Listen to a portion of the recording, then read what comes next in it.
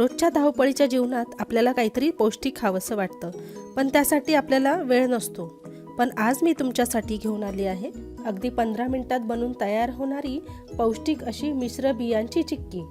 ही चिक्की चवीला तर उत्तम आहेच, पण आरोग्यासाठीही खूप फायदेशीर आहे. रोज सकाळी जर तुम्ही याच्यातली एक चिक्की खाल्ली तर तुमचा पूर्ण दिवस असा ऊर्जाने भरलेला असेल.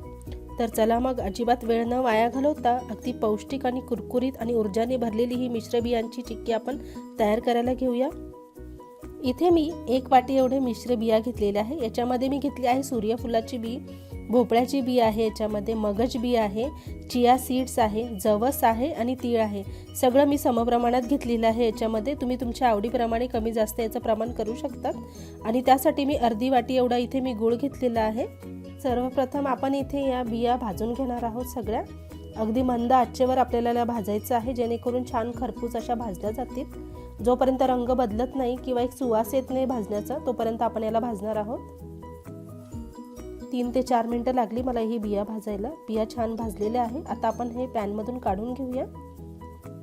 ही बनवण्यासाठी मी इथे एक बटर पेपरचा वापर केला आहे. त्याला मी व्यवस्थित तूप लावून घेतलेलं आहे, जेणेकरून आपल्या इथे चिक्की चिटकू नये. आणि अजून एका पेपरला लावला आहे, जेणेकरून वरतून आपण ते छान असं थापू शकू. त्यानंतर पॅनमध्ये मी 1 चमचा तूप घेतला आहे आणि त्याच्यामध्ये आपण हे गूळ घालून घेऊया. इथे तूप हे ऑप्शनल आहे, पण तूप घातल्यामुळे छान अशी चमक येते चिक्कीला, म्हणून मी इथे घालते आहे. आणि चव पण खूप छान लागते. याच्यामध्ये आपल्याला पाणी अजिबात घालायचं नाही आहे. गूळ वितळल्यानंतर आपोआपच हा पातळ होतो आणि जोपर्यंत रंग बदलत नाही तोपर्यंत आपण याला इथे शिजवणार आहोत.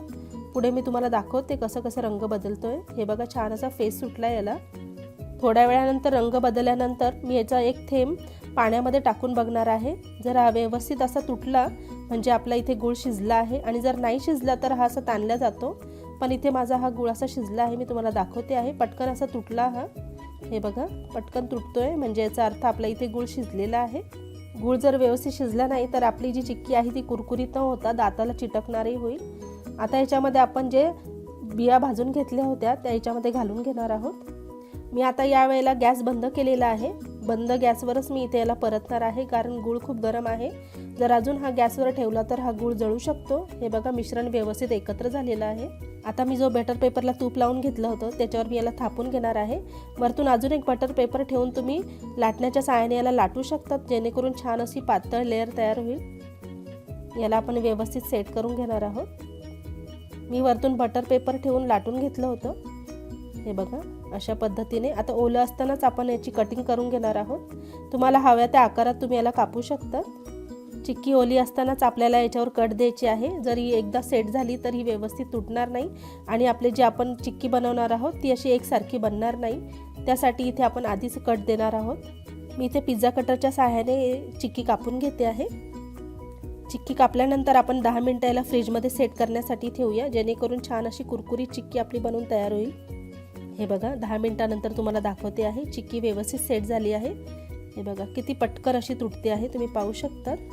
अजिबात मला इथे काहीच अशी मेहनत घ्यावी लागली नाही आहे तोडण्यासाठी. आणि जसे आपण कट दिले होते त्याच आकारात इथे छान कट होते आहे. हे बघा, अगदी कुरकुरीत अशी इथे आपली ही पौष्टिक अशी बियांची चिक्की तयार झालेली आहे. हे बघा, किती पातळ अशी तयार झाली आहे मिश्र बियांची चिक्की. चवीलाही खूप छान लागते. तूप टाकल्यामुळे तुम्ही पाहू शकतात किती शाईन आली आहे चिक्कीला, आणि अगदी कुरकुरीत बनवून तयार झालेली आहे ही मिश्र बियांची चिक्की. तर तुम्ही अशा पद्धतीने ही चिक्की नक्की एकदा करून बघा. सगळे खूपच आवडीने खातील घरामध्ये. आणि तुम्हाला ही रेसिपी कशी वाटली आहे तुम्ही कमेंट करून नक्की सांगा. व्हिडिओला लाईक करा, शेअर करा. चॅनलवर नवीन असाल तर लगेचच सबस्क्राईब करा. बेल आयकॉनही नक्की दाबा, जेणेकरून तुम्हाला माझ्या रेसिपीचे नोटिफिकेशन येईल. पुन्हा एकदा भेटूया अशाच एका स्वादिष्ट रेसिपीसोबत. तोपर्यंत धन्यवाद.